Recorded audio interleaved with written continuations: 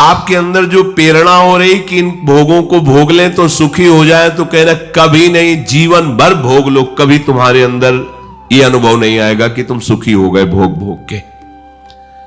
ना चेन्द्रियाणाम भोगाभ्यासेन वै तृष्णम कर्तुम शक्यम।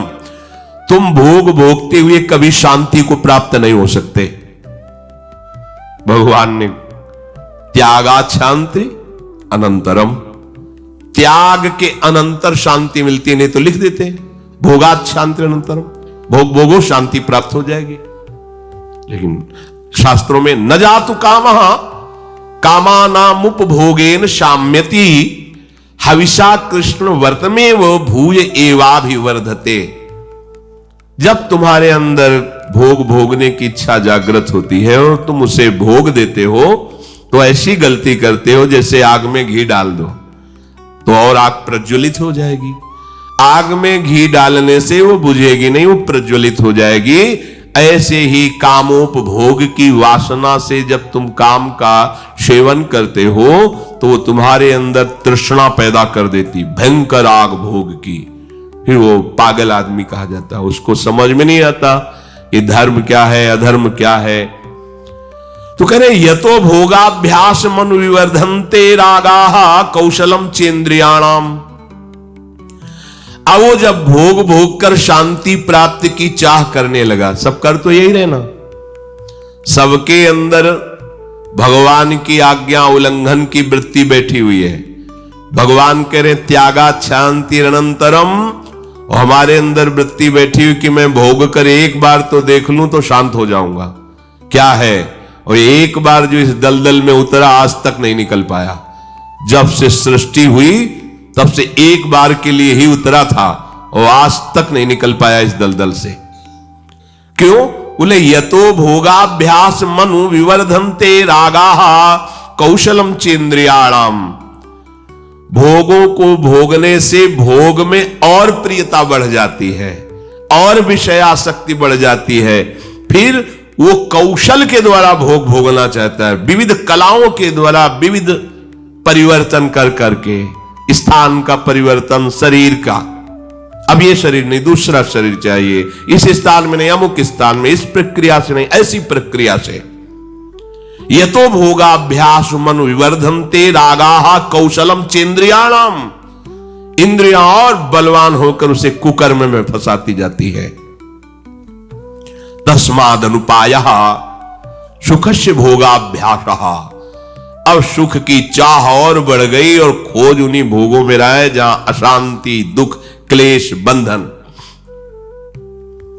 विषय चुगा जिन चुगे मन चुगत कछुक सुख होए, फिर फांसी ऐसी लगे तेषम दुख न हो। ऐसा फंस जाओगे कि निकलना भी चाहोगे तो नहीं निकल पाओगे। ये देख लेना और देख ही रहे हो, अधर्म के द्वारा भोगों को भोगोगे तो निकलना भी चाहोगे कि आज से नहीं करूंगा तो नहीं निकलने दिया जाएगा। ये माया तुम्हें रौंद देगी, भयभीत कर देगी कि अगर ये शब्द भी निकाला कि आज से नहीं तो हम अभी इसी क्षण, भयभीत हो जाओगे, तुम्हारी ताकत नहीं। बोले हुआ क्या?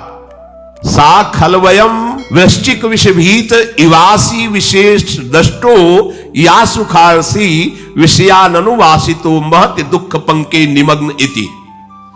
जैसे कोई बीछी के डंक से बचने के लिए सांप के बिल में हाथ डाल दे, ऐसी गलती हो गई। बीछी का जो डंक का जहर है वो मारेगा नहीं आपको, वो पीड़ा देगा, लेकिन सांप का जो जहर है वो मार देगा आपको। तो बोले जो मन में काम ने जलन पैदा की वो मारेगा नहीं आपको, थोड़ा पीड़ा देगा, इसके बाद शांत हो जाएगा। और आपने यदि भोगाभ्यास में उतार दिया तो मार देगा। जैसे बीछी के डंक के कष्ट से बचने के लिए कोई सांप के बिल में हाथ डाल दे और वहां कोबरा उसे डस ले, ऐसे ही काम की पीड़ा को, काम के वेग को ना सह सकने के कारण वो काम भोग में उतर गया। तो कह रहे हैं विषयानुवासितो महति दुख पंके निमग्नेति। महान दुख में फंस गया, परिणाम में पता चलेगा, अभी उसे पता नहीं चलता परिणाम में। इसलिए ज्ञान ब्रह्मबोध प्राप्त करना बहुत कठिन है, क्योंकि बिना निष्काम हुए आप आगे नहीं बढ़ सकते। तो बहुत सरल उपाय है, चाहे जो हो, जहां हो, जैसे भी हो, आप सबसे श्रेष्ठ भगवान के प्रिय बन जाएंगे। और आपको इसमें इस तरह की कोई विशेष कष्टमयी साधना भी नहीं करनी पड़ेगी। श्रीमद् भागवत में कहते हैं, अहो बत स्वपचतो गरीयान यज्जिह्वाग्रे वर्तते नाम तुभ्यम। ध्यान दीजिए, ते पुस्तपस्ते जुहुः शश्नुरार्या ब्रह्मानुचूर्णाम गृणन्ति ये ते। जिसके जिह्वा में राधा राधा राधा, श्री हरि राधा, राधा कृष्ण, राधा वल्लभ, राधे श्याम, या जो राम कृष्ण हरि शिव नाम जो तुम्हारे गुरुजी ने दिया हो, या जो तुम्हें प्रिय लगे, मन से नहीं कह रहे, यज्जिह्वाग्रे वर्तते नाम तुभ्यम। जिसकी जीव के अग्रभाग में ऐसा स्वभाव बन गया है, चल रहा है नाम, नाम जप करे, बोले अहो बत स्वपचतो गरीयान। यद्यपि वो स्वपच है, फिर भी गरीयान वो सबसे श्रेष्ठ है। गरीयान वो सबसे श्रेष्ठ है। हरिराम व्यास जी ने कहा कि वेदास जी की चरण धूल के सामने करोड़ों ब्राह्मण नहीं है, क्योंकि उनकी जिह्वा पे निरंतर हरि का नाम विराजमान है। इसीलिए यहां ब्रजवासी सब ब्रह्मा से भी परम पवित्र और श्रेष्ठ माने गए हैं।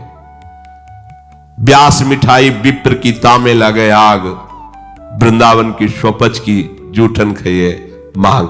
हे बड़े मस्त है ब्रजवासी। प्रातः काल एक बार मंगला करके श्री जी की जा रहे थे, तो एक माई ठेलिया में कूड़ा करकट ऐसे भरे मस्ती बिहारी जी के पद गा रहे थे, जपे जा राधा राधा नाम, बसे जा श्री वृंदावन धाम, मिलेंगे कुंज बिहारी ओढ़ के कांवर का। ठेलिया ऐसे कूड़ा के लिए रोका और कुछ भेंट दिया, चरणों में प्रणाम किया। ये है हमारे वृंदावन की स्वपच है, जिनकी जिह्वा में बिहारी बिहारिंजू का जस बसा हुआ है, परम पावन श्रीधाम वृंदावन की परिचर्या में लगी हुई है। तो व्यास मिठाई विप्र की तामे लागे आग, वृंदावन के स्वपच की जूठन खाइए मांग, क्योंकि ये हरि प्रेम प्रदान कर देंगे। किसी की सामर्थ्य नहीं कि संतों के माथे पे हाथ रख दे।